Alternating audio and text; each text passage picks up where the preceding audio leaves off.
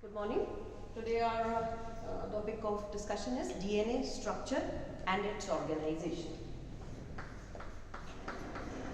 DNA structure and organization.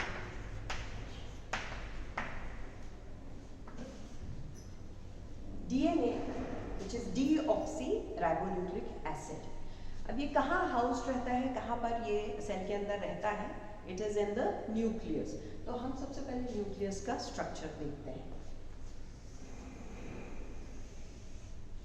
Nucleus कौन कौन सी चीजों से बना रहता है, क्या उसका के कंपोनेंट्स हैं, उस पे हम सबसे पहले उसका कंपोनेंट जो रहता है, जिसको जो एनवेलप करता है न्यूक्लियस को,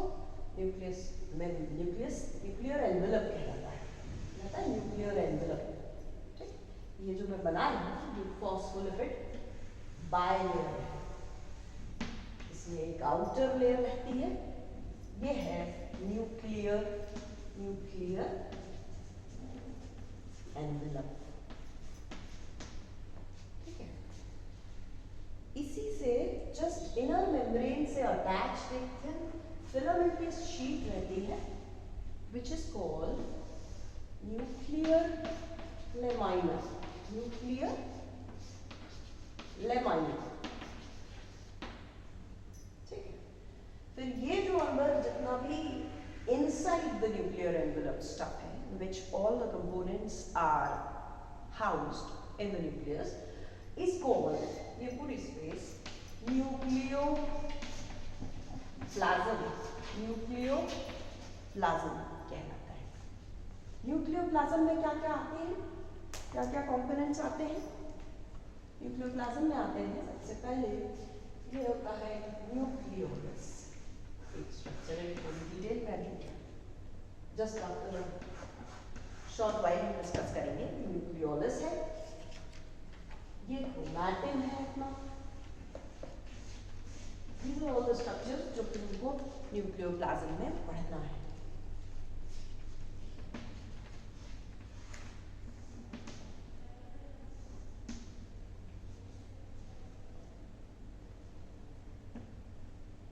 Another important structure जो हमें पढ़ना है nuclear pores.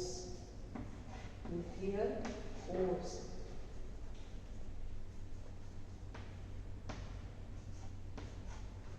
nuclear envelope is punctured certain points. Protein channels, transport channels रहते हैं, उनको कहते हैं न्यूक्लियर पोर्स. ठीक. ये इंपॉर्टेंट कंपोनेंट्स हैं जो कि हमें न्यूक्लियस के बारे में मालूम होना चाहिए. Will be starting with nuclear envelope.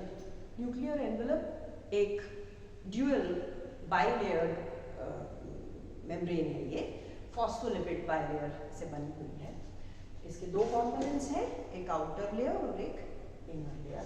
तो जो आउटर लेयर होती है ना यहाँ, ये किस लिए इसका सिग्निफिकेंस है? इसका सिग्निफिकेंस है कि यहाँ राइबोसोम स्टडेड रहते हैं. राइबोसोम्स यहाँ स्टडेड रहते हैं. यहाँ डीएनए न्यूक्लियोलस से राइबोसोमल आरएनए बना, वो एमआरएनए आएगा प्रोटीन चैनल से, ट्रांसपोर्ट चैनल से बाहर आएगा, it will get attached with the ribosomes. फिर उसका फर्दर ट्रांसलेशन होगा और ट्रांसक्रिप्शन हुआ. ट्रांसक्रिप्शन के बाद ये ट्रांसलेशन होगा और फिर प्रोटीन सिंथेसिस होगी. तो कहने का मतलब न्यूक्लियर एनवेलप में हम आउटर लेयर डिस्कस कर रहे हैं. Started with ribosomes. राइबोसोम्स जो है, जब एमआरएनए बाहर निकलता है ट्रांसपोर्ट चैनल से, न्यूक्लियर पोर्स से, तो वो अटैच होगा राइबोसोम से और फर्दर ट्रांसलेशन की प्रोसेस होगी. इनर मेम्ब्रेन की जब हम बात करेंगे न्यूक्लियर एनवेलप की, तो इनर मेम्ब्रेन की क्या खासियत है? तो इट इज अटैच्ड विद एक थिन फिलामेंटस शीट रहती है एक यहाँ पर, जो कि just inside of nuclear inner membrane of nuclear envelope से अटैच्ड रहती है. उसको न्यूक्लियर लेमाइना कहते हैं. और ये इसका क्या यूज है? इसका यूज ये है कि ये मैकेनिकल सपोर्ट देती है. Mechanical support to the nucleus is provided with this nuclear lamina. It is also interacting with the chromatin.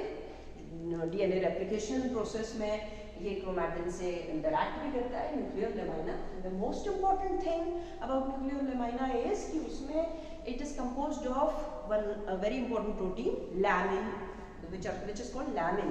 और ये lamin A एक प्रोटीन है, lamin A दूसरा lamin से बनके lamina बना रहता है. इसके बारे में एक सिग्निफिकेंस वाला जो क्लिनिकल सिग्निफिकेंस का पॉइंट है वो ये है कि lamin A नाम का एक प्रोटीन है. अगर if this lamin A protein में if there is mutation or in individuals in which this lamin A protein is lacking, there is one disease in which very early aging occurs और उस disease को बोलते हैं progeria. ठीक है. तो ये न्यूक्लियर लेमाइना से रिलेटेड आपको बातें याद रखना है कि ये फिलामेंटस शीट है जो कि just inside of the inner membrane of the envelope. उसका काम क्या है? मैकेनिकल सपोर्ट देता है interacting with the chromatin and उससे रिलेटेड एक लेमाइन ए करके एक जो प्रोटीन है, if it is absent in individuals जिनमें इसका म्यूटेशन होता है, जिसमें ये प्रोटीन एब्सेंट है, उसमें एक डिजीज होती है जिसको प्रोजेरिया कहते हैं और उसमें क्या होता है? Very early ageing occurs. Now next जो हमको पढ़ना है वो है ये क्या है, ये ब्लू स्ट्रक्चर्स क्या है? ये ब्लू स्ट्रक्चर्स का क्या काम है? वो ब्लू स्ट्रक्चर्स है न्यूक्लियर पोर्स. क्या लिखा है हमने? न्यूक्लियर पोर्स होते हैं ये. What are these? These are nuclear pores, है ना. तो ये क्या है, किससे बनते हैं? ये ट्रांसपोर्ट चैनल्स हैं, ट्रांसपोर्ट प्रोटीन से बनते हैं. इनका क्या काम है? तो इनका काम है कि ये पैसेज की तरह काम करते हैं. ट्रांसपोर्ट चैनल्स हैं कहाँ से कहाँ? तो न्यूक्लियोप्लाज्म से लेके साइटोप्लाज्म में. न्यूक्लियोप्लाज्म और साइटोसोल के बीच में कनेक्शन है. They transport materials within between nucleoplasm and cytosol. तो कौन से मटेरियल्स हैं जो कि न्यूक्लियोप्लाज्म से बाहर जा रहे हैं साइटोसोल, कौन से मटेरियल्स हैं जो साइटोसोल से न्यूक्लियोप्लाज्म में आ रहे हैं? एक एक एग्जांपल देख लेते हैं. जो मटेरियल्स बाहर जा रहे हैं न्यूक्लियोलस न्यूक्लियोप्लाज्म से, उसमें क्या है? जो बाहर जा रहे हैं गोइंग आउट, एमआरएनए बनता है ना. एमआरएनए इज ट्रांसक्राइब्ड, है ना. ट्रांसक्रिप्शन किसका हो रहा है? न्यूक्लियस के अंदर एमआरएनए का हो रहा है. तो वो बाहर जाएगा, then it will get attached with the ribosomes which are studied outside the nuclear membrane of the envelope and then further translation process होगी. तो एक एग्जांपल mRNA जो बाहर जा रहा है, कौन से मटेरियल हैं जो अंदर आते हैं from different parts of the cell? Nucleotides, है ना. न्यूक्लियोटाइड्स आएंगे और उनका फिर क्या होगा? वो पॉलीमराइजेशन होगा, है ना. तो न्यूक्लियोटाइड्स हैं, बेसेस हैं, nitrogenous bases, adenine, guanine, thymine, cytosine. ये सेल के डिफरेंट प्लेसेस से they will through transport channels nucleus के अंदर जा रहे हैं. तो न्यूक्लियर पोर्स में से क्या होता है कि ट्रांसपोर्ट चैनल का काम करते हैं न्यूक्लियोप्लाज्म से सेल साइटोसोल के बीच में. ठीक है. तो what are all the things we have discussed up till now? हमने डिस्कस किया कि न्यूक्लियस है जिसमें कि डीएनए हाउस्ड है. तो सबसे पहले हम उसकी स्ट्रक्चर के बारे में बात करते हैं. उसमें मेन कंपोनेंट्स है न्यूक्लियर एनवेलप. फॉस्फोलिपिड बाइलेयर से बना रहता है, आउटर एंड इनर. आउटर में राइबोसोम स्टडेड रहते हैं, इनर में लेमाइना से अटैच रहते हैं. लेमाइन ए की डेफिशिएंसी के कारण या म्यूटेशन के कारण क्या होता है? प्रोजेरिया नाम की डिजीज है, which you have to remember. ये मैकेनिकल सपोर्ट भी देता है and it is punctured at various sites with protein channels, transport channels. इनको हमने न्यूक्लियर पोर्स कहा है. उनका काम है कि वो कम्युनिकेशन या transport of the materials within between the nucleoplasm and cytosol. जो मटेरियल बाहर जाते हैं साइटोसोल में वो है एमआरएनए. जो मटेरियल अंदर आते हैं नाइट्रोजनस बेसेस एंड न्यूक्लियोटाइड्स, जहां पर जिनका काम है डीएनए बनाने में, वो अंदर आते हैं.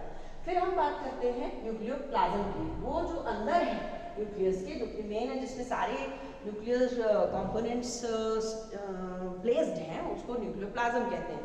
और उसमें हमको दो प्रमुख जो कंपोनेंट्स के बारे में पढ़ना है जो इम्पोर्टेंट है. सबसे पहला तो है क्या है? Nucleolus, which is this particular pink thing. This is nucleolus.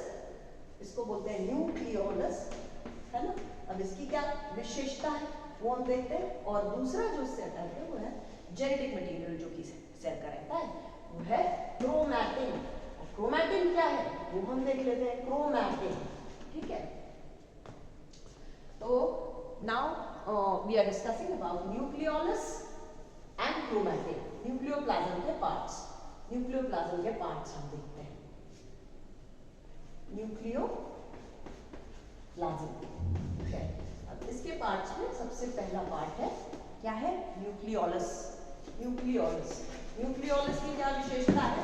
Nucleolus की विशेषता ये है कि इसमें राइबोसोम्स बनते हैं, राइबोसोम्स, ठीक है, राइबोसोम्स मैन्युफैक्चर होते हैं। तो सबसे पहले तो ये कि इसमें बनेगा क्या है, सबसे पहले बनाता है ribosomal RNA. Ribosomal RNA is manufactured in nucleolus. RNA बन रहा है मतलब कि डीएनए आसपास में विसिनिटी में है जिसका ट्रांसक्रिप्शन होकर आरएनए बन रहा है। तो एक तो राइबोसोमल आरएनए बनाता है न्यूक्लियोलस, और दूसरा प्रोटीन सब यूनिट्स बनाता है, प्रोटीन सब यूनिट्स, प्रोटीन सब यूनिट्स।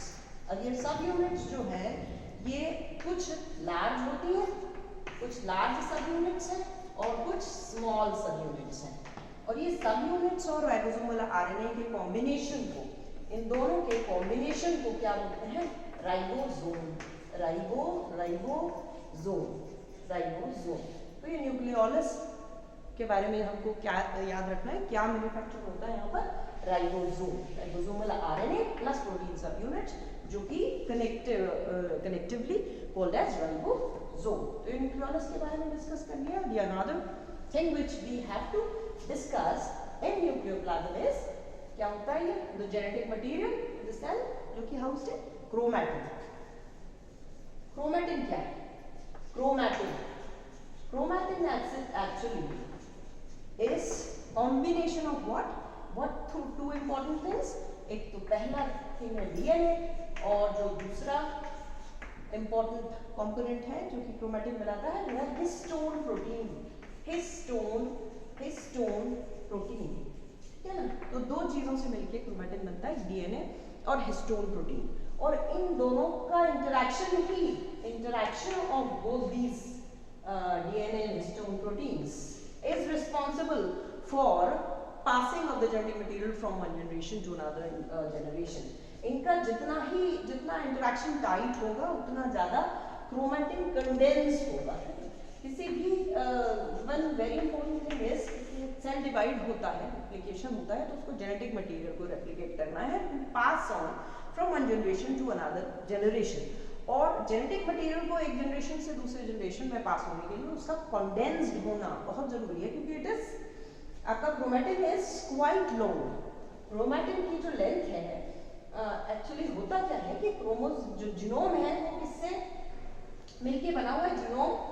जीनोम जो है, ह्यूमन जीनोम की बात करें, पूरा जो जेनेटिक मटेरियल है, complete genetic material of a human diploid cell, उसको जीनोम कहते हैं। और वो कंप्राइजिंग ऑफ 46 क्रोमोसोम्स। अगर हम ये पूरे 46 क्रोमोसोम्स को, है ना, 46 क्रोमोसोम्स को अगर हम end to end lay down कर दें तो इसकी लंबाई कितनी होगी? ये होगी 2 मीटर्स लंबा, है ना, 2 मीटर्स लंबा जेनेटिक मटेरियल होगा। और ये हाउस्ड किसमें है? न्यूक्लियस का कितना डायमीटर होता है? 6 माइक्रोमीटर, है ना, 6 माइक्रोमीटर बस इसका डायमीटर होता है, जिसमें ये हाउस्ड है। कितना? 2 मीटर लंबा। इसका ज्योमेट्रिक इक्विवेलेंट आप समझ लीजिए कि 40 किलोमीटर लॉन्ग थ्रेड रहता है, जिसको कि एक टेनिस बॉल में पैक कर दिया। टेनिस बॉल, ये इसका जेनेटिक कितना टाइटली पैक्ड होगा, कितना फोल्डेड होगा, कितना की कॉम्पैक्ट कंडेंस्ड होगा वो, है ना। There are so many proteins which are involved in this process of folding the genetic material, of tightly packing the genetic material, उसको कहते हैं कंडेंसेशन। तो वो जो कंडेंस्ड फॉर्म है उसको क्या बोलते हैं? क्रोमैटिन। क्रोमोसोम्स 46 क्रोमोसोम्स जो रहता है सेल का, उसको क्रोमैटिन में फोल्ड टाइटली पैक हो जाता है वो, है ना, कंडेंस हो जाता है, तो उसको बोला जाता है क्रोमैटिन, ताकि वो material, genetic material easily pass हो सके to the next generation. Chromatin. अब ये क्रोमैटिन के बारे में हम देखते हैं कि क्रोमैटिन जो है एक्चुअली किस क्या टाइप के क्रोमैटिन होते हैं। क्रोमैटिन जो है it is folded in 2 ways. एक तो होता है क्रोमैटिन, ये 2 तरीके से फोल्ड रहता है, 2 तरीके का क्रोमैटिन फोल्डिंग होती है। एक बनाता है हेट्रोक्रोमैटिन में क्या होता है? एक होता है हेट्रोक्रोमैटिन। इसमें से सपोजिंग ये हम देख रहे हैं, ये है डीएनए का ये स्ट्रैंड है, ये जो भी अंदर है ये हिस्टोन प्रोटीन है, हिस्टोन प्रोटीन। अब इन दोनों का जो इंटरेक्शन है इतना टाइटली, एक्चुअली हिस्टोन प्रोटीन क्या है, इंटरेक्शन कैसे होता है, डीएनए जो है कैसा रहता है, DNA is negatively charge, DNA जो है वो नेगेटिवली चार्ज रहता है, नेगेटिवली चार्ज, ठीक है ना। नेगेटिव चार्ज किसकी वजह से आता है, we'll discuss later in detail. Negative charge is because of phosphate groups, phosphate groups की वजह से डीएनए में नेगेटिव चार्ज रहता है। दूसरा कंपोनेंट क्या है, हिस्टोन प्रोटीन, ये हिस्टोन प्रोटीन होता है पॉजिटिवली चार्ज, पॉजिटिवली चार्ज रहता है हिस्टोन प्रोटीन, इसके बारे में हम डिस्कस करेंगे बाद में। It is positively charge because of 2 amino acids, lysine और आर्जिनिन, ये 2 अमीनो एसिड्स जिसके कंपोनेंट्स हैं हिस्टोन प्रोटीन्स के, जो इसको पॉजिटिविटी देती है, तो it is positively charge. Negative positive attract, तो उनके बीच में इंटरेक्शन जो है वो because of the opposite charges, तो जितना टाइटली वो इंटरैक्ट करेंगे, जितना टाइट इंटरेक्शन होगा उतना ज्यादा कंडेंस्ड होगा क्रोमैटिन, ठीक है ना। नाउ ये क्या है, इस हेट्रोक्रोमैटिन में बहुत ज्यादा इंटरेक्शन इनका tight, there is no space available for any of the RNA polymerase molecule to enter into it and to start the process of transcription. तो हाई यील्ड क्रोमैटिन है ये, वेरी टाइटली पैक्ड क्रोमैटिन, तो इसमें transcription नहीं होता है, no transcription, no transcription. Next जो type का क्रोमैटिन है वो है euchromatin, euchromatin, eu, हमने हेट्रोक्रोमैटिन देख लिया जिसमें की इंटरेक्शन बहुत टाइट है, अब हम देख रहे हैं यू क्रोमैटिन।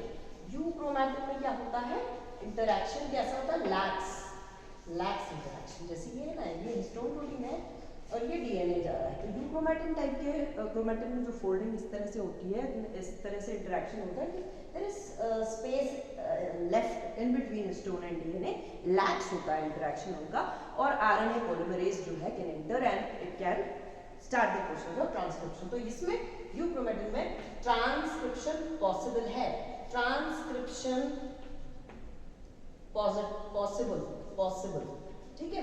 यहाँ पर हेट्रो में नो ट्रांसक्रिप्शन पॉसिबल क्योंकि बहुत टाइट इंटरेक्शन है, नो ट्रांसक्रिप्शन, नो ट्रांसक्रिप्शन, ठीक है। जबकि इसमें लैक्स एसोसिएशन के कारण यू क्रोमैटिन में ट्रांसक्रिप्शन इज पॉसिबल, ठीक है। इसको याद रखने का तरीका, यू क्रोमैटिन ई से expressing chromatin, expressing, expressing, expressing, ठीक है। So we discussed about nucleus, एक शॉर्ट समरी कि डीएनए हम डिस्कस कर रहे हैं, स्ट्रक्चर ऑर्गेनाइजेशन, डीएनए किसमें हाउस्ड रहता है, न्यूक्लियस में हाउस्ड रहता है। न्यूक्लियस के स्ट्रक्चर के बारे में हमने बताया कि न्यूक्लियस एक्चुअली जो है वो एनवेलप्ड है न्यूक्लियर एनवेलप से, और उसका जो अंदर रहता है न्यूक्लियर एनवेलप के अंदर जहां पर सारे मटेरियल्स हाउस्ड रहते हैं, जहां all the stuff is present, is called nucleoplasm. अब न्यूक्लियर एनवेलप में तो एक आउटर मेम्ब्रेन, एक इनर मेम्ब्रेन। आउटर मेम्ब्रेन में आपको याद रखना है कि उसमें राइबोसोम स्टडेड है कि ट्रांसपोर्ट जैसे ही एमआरएनए बनेगा वो ट्रांसपोर्ट चैनल से बाहर आएगा, it will get attached with the ribosomes and further translation की प्रोसेस होगी। और इनर मेम्ब्रेन जो है अंदर वाली, उसमें न्यूक्लियर लेमाइना जो कि मैकेनिकल स्ट्रेंथ देता है उससे जुड़ा हुआ है इनर मेम्ब्रेन से, वो याद रखना है। प्लस लैमिन ए नाम का प्रोटीन, अगर जिनमें म्यूटेशन रहता है, जिन इंडिविजुअल्स में वो एब्सेंट रहता है, उसमें एक डिजीज होती है जिसमें वेरी अर्ली एजिंग हो जाती है, उसको प्रोजेरिया कहते हैं। नेक्स्ट इंपॉर्टेंट थिंग न्यूक्लियस में जो है, न्यूक्लियर पोर्स हैं, नीले जो ट्रांसपोर्ट चैनल्स होते हैं, ट्रांसपोर्ट प्रोटीन्स रहते हैं, और इनका काम रहता है कि साइटोसोल से न्यूक्लियोप्लाज्म के बीच में ट्रांसपोर्ट करना मटीरियल्स का। एमआरएनए हम ले लें जो कि न्यूक्लियस में बनता है ना, और बाहर जाता है साइटोसोल में, और फिर उसकी ट्रांसलेशन होती है। और न्यूक्लियोटाइड्स ले लें, नाइट्रोजनस बेसेस जो सेल से डिफरेंट प्लेसेस से अंदर जाते हैं, ये 2 एग्जांपल्स हो गए। फिर न्यूक्लियोप्लाज्म में हमने न्यूक्लियोलस पढ़ा, न्यूक्लियोलस में क्या बनता है, तो राइबोसोम्स बनते हैं। कैसे बनते हैं, राइबोसोमल आरएनए प्लस प्रोटीन सब यूनिट्स, इन दोनों के कॉम्बिनेशन को बना के राइबोसोम बनते हैं, वो न्यूक्लियोलस में बनते हैं। क्रोमैटिन के बारे में बता दिया हमने कि क्रोमैटिन जो है वो हाईली कंडेंस्ड है, उसका कंडेंस्ड होना बहुत जरूरी है in order to pass the genetic information to another generation. और कंडेंसेशन कैसे होता है क्रोमैटिन का, chromatin is composed of DNA and histone proteins, और इन दोनों के बीच में, डीएनए और हिस्टोन प्रोटीन्स के बीच में इंटरेक्शन जितना टाइट होगा उतना ज्यादा कंडेंस्ड होगा जेनेटिक मटेरियल। दो तरीके की फोल्डिंग होती है क्रोमेटिन में, एक तो होता है हेट्रोक्रोमेटिन जिसमें कि बहुत टाइट इंटरेक्शन है, वहाँ पर ट्रांसक्रिप्शन पॉसिबल नहीं है क्योंकि जगह ही नहीं होती है कि आरएनए पॉलीमरेज से इतना टाइट इंटरेक्शन होता है। दूसरा जो है वो है यूक्रोमेटिन। यूक्रोमेटिन में लैक्स एसोसिएशन है ना, उसमें RNA polymerase can easily enter and it can proceed with the process of transcription. तो ये हमारा न्यूक्लियस के बारे में हमने डिस्कस किया। We will continue with the next in our next video.